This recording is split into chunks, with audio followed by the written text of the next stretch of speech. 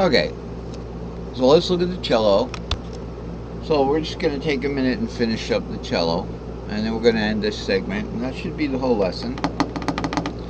So the reason why I messed up at the end here was because I started a little, it was out of tune. It goes out of tune quickly if you don't work on it. Okay, so tuning's a separate issue.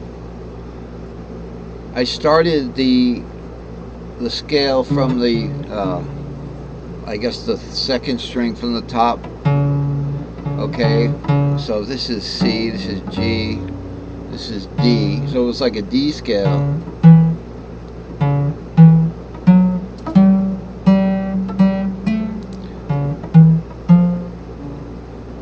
That's F. It's got to be F sharp. So anyway, the point is to make the, you know, and I had to do this F sharp here. And I went like this, because I thought I was still in C. Okay? So where's the fingers? You know, that's the whole thing, is how sharp or flat the string is, or the action. Okay, because the higher this is off the string, the higher the note's going to be, and you're going to have to go lower on the key. Okay, so that's pretty much it with cello. And then we have to play the regular string shapes. You have to go over a whole step each time practically, or a scale step. So it's 3, 4, 5, 6, 7 root, 2, 3, 4, 5, 6. Oh, there's 5, 6. That should be. That's a little flat there. That one.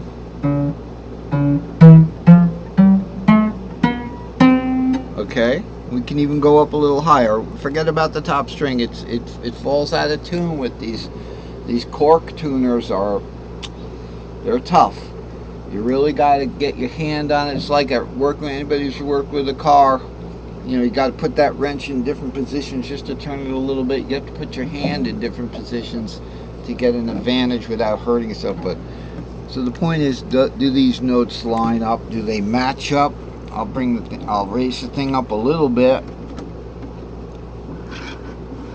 Whoa, not that much. Came down. It comes down like a tripod leg. Okay, so this last string here, do we have accuracy up here? All right, what kind of accuracy do we have up on the top? I am going to extend it down that far. Can you see it now? Well, let's do the whole scale. So this is going to be.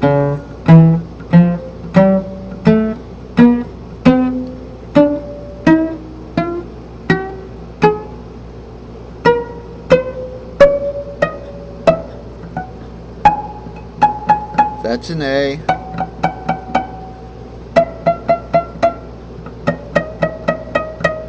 Okay, sounds pretty good. It's not going to match with the piano because I didn't tune exactly to C. I just tuned it to itself. So that's the important thing. Are the notes where they should be? Okay, way up here.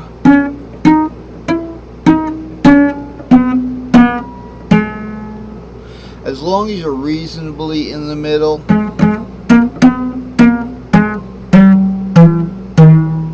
So when you're going to like kind of focus on a note, if you do a little vibrato, you can kind of tune it while you're doing that vibrato. So that's our little cello lesson for today. That's what's going on with the cello.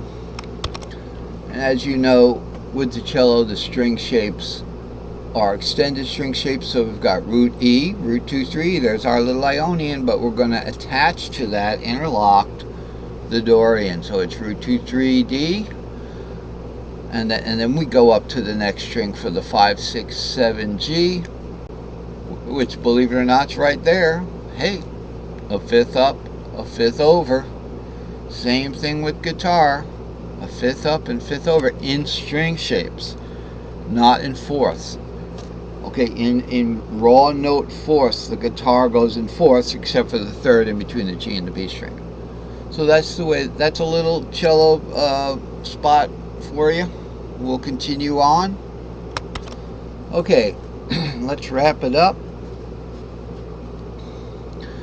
This is chart 393 again, with the half diminished scale by method of fitting scale degrees to the local Locrian scale. Okay, extra review, 2 methods for half diminished chord formation. Alright, this is a subject within itself. And this is the subject that led to the mighty 393 chart, you know, that has the modes all 7. But this is just focusing on Locrian, focusing on locusing. Right. General rule for fitting the modal scales, and remember, this is also in the other chart. We just didn't talk about it. Ionian, the local root goes to the same thing. The local root of Dorian is actually 2, 3, 4, and it's in the Ionian in its root key, because you can't have a Dorian without a root key. Can't have a Phrygian without a root key. So that's what that says. So Locrian 7, the 7th scale. Okay. If you want to call this root now, you're really playing 7 root 2 of the root key. It's obvious, but it's not so obvious when you start to get into the scale degrees. So this chart, you know, is where it started. All that stuff that we had on the chart earlier in the lesson all was inspired by this, local modal scales with fitted string shapes. So this is the local Locrian, thank you. Blah, blah, blah. Local modal scales Locrian, root 2, 3. Okay, the shell doesn't change. Okay, the root shell doesn't change, the patterns. It's root 2, 3, 4, 5. So it's the same thing. Alright, now half diminished chord rule. Let's look at that. How do we make a half diminished? That I seem to don't have what we call you know, a memory problem. I've got a memory problem with when I made this chart last week. I'm trying to really fit all this in. Right here, this stuff up here.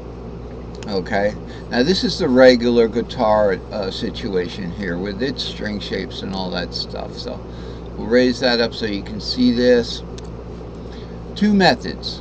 Method 2, method 1. How do you make a diminished chord? Method 1, half diminished chord rule. To the 2nd minor, simply add the 7th. So in the C string shape, okay, we've got Master Capo here. In the C string shape, C box, okay, C pentatonic, okay, that Mr. Capo might be making that a little sharp.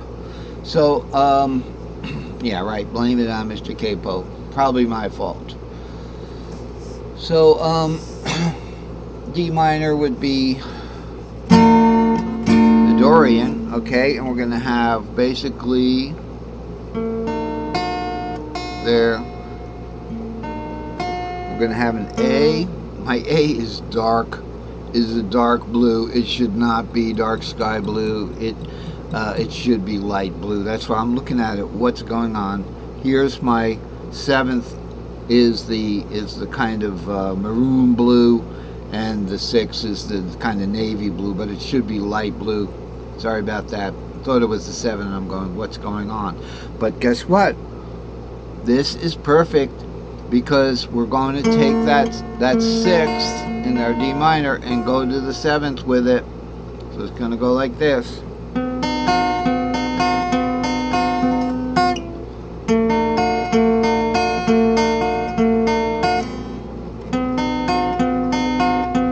Sometimes in guitar you have to change positions almost as if you're going to a totally different chord, but that different chord is the same chord with just a raised scale member, so it sounds like you're doing something.